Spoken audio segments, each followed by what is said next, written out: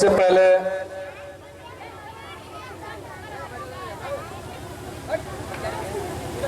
मैं नमन करना चाहता हूं कि महान शिक्षाविद, भारत रत्न से सम्मानित भारत के प्रथम उपराष्ट्रपति एवं द्वितीय राष्ट्रपति डॉक्टर सर्वपल्ली राधाकृष्ण की जन्म दिवस के शुभ अवसर पर हम अपने तरफ से, हमारे कोचिंग परिवार की तरफ से इनके जन्म दिवस पर सबको हार्दिक स्वागत एवं अभिनंदन करता हूं।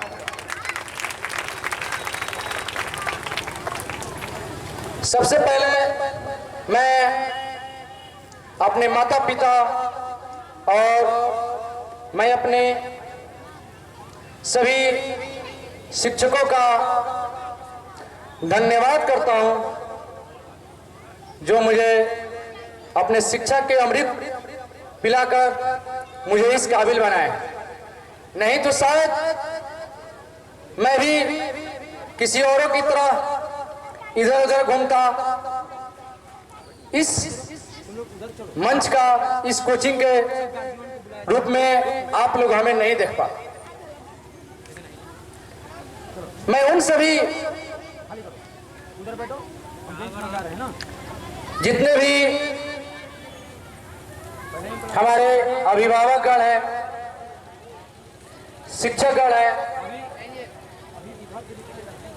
और मेरे प्यारे मित्रों और मेरे प्रिय छात्र और छात्राओं, फर्स्ट मैथ क्लासेस बिलवाई के प्रांगण में आप सभी को तहे दिल से स्वागत और अभिनंदन करता। मैं वक्ता तो नहीं हूं, लेकिन कुछ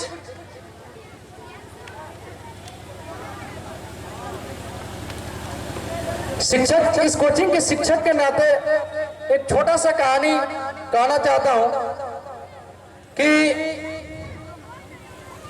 एक समय की बात है, ये प्राचीन काल में जो शिक्षा दिया जाता था गुरुकुलों में दिया जाता था, उस समय गुरु और शिष्य कहा जाता था। आज के समय में हम लोग टीचर और स्टूडेंट, शिक्षक और छात्र और छात्राओं का जो रिलेशनशिप है, उस समय प्राचीन काल में गुरु और शिष्यों का रिलेशनशिप रहता था। तो उस समय एक गुरु अपने सभी शिष्यों को गुरुकुलों में पढ़ा रहे थे। तो उस समय क्या हुआ कि अचानक से वर्षा आने लगी।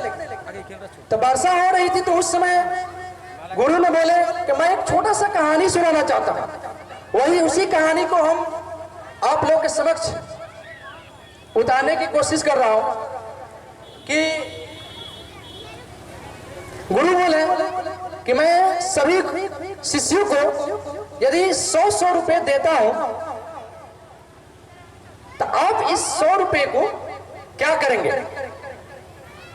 तो उसी में से एक शिष्य खड़ा होकर बोला कि सर मैं अपने लिए टॉफी खरीदूंगा।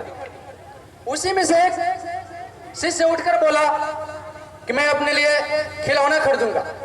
सभी ने अपना अपना एक एक करके अपना प्रस्ताव रखा, लेकिन उसी में से एक शिष्य ने कहा कि नहीं सर, मैं अपने मां के लिए चश्मा खरीदूंगा। क्या खरीदूंगा? चश्मा खरीदूंगा। तो उनके गुरुजी ने बोले कि तुम्हारी मां के लिए जो चश्मा है तुम्हारे पिताजी भी तो खरीद सकते हैं। तो बड़ा मायूस होकर उस शिष्य ने अपने गुरु को जवाब दिया, बोला कि सर मेरे पिताजी इस दुनिया में नहीं रहे।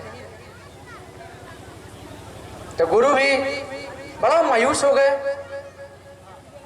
बोले अच्छा बच्चा ये बात है।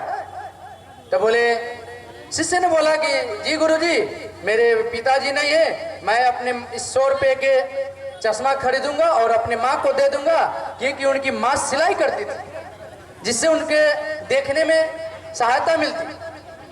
तो उस गुरु ने बोले कि ये हम जो वादा किए हैं, वादा के मुताबिक ये 100 रुपया लो। लेकिन ये 100 रुपया मैं तुमको कर्ज के रूप में देता हूं। जब भी तू अपने जीवन में सक्सेसफुल हो जाओगे, सफल हो जाओगे, तो ये मेरा 100 रुपया जो है आप कर्ज के रूप में वापस कर दीजिएगा। तो जो शिष्य है बड़ा आश्चर्यचकित हो गया कि गुरु ये क्या बोल रहे हैं।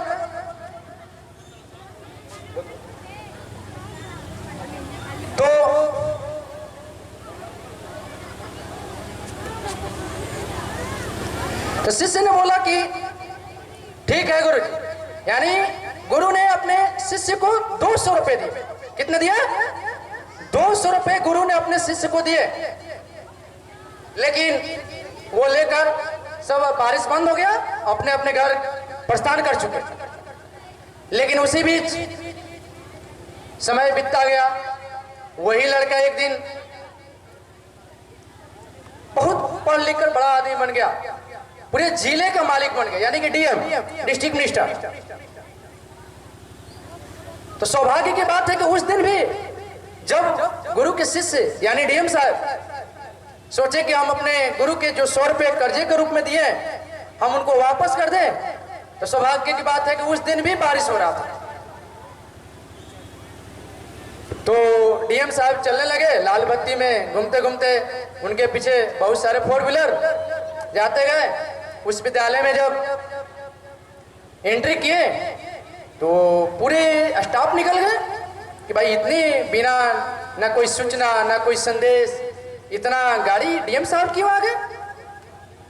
तो वो भी गुरु क्लासरूम से निकले तो वो उस समय तो बूढ़े हो चुके थे, चश्मा उश्मा भी लगा रखे थे।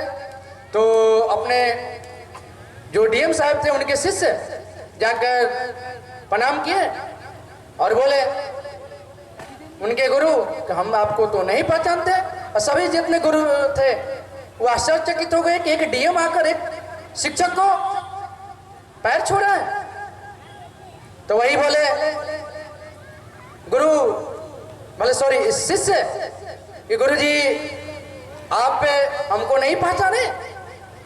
तो गुरु की तो समय के हिसाब से थोड़ा इतने बच्चे को पढ़ाते हैं तो थोड़ा सा जाहिर सी बात है कि सबको नाम से नहीं पहचान सकते, चेहरा से जरूर पहचान सकते। तो बोले कि बाबू नाम तो ध्यान नहीं आ रहा।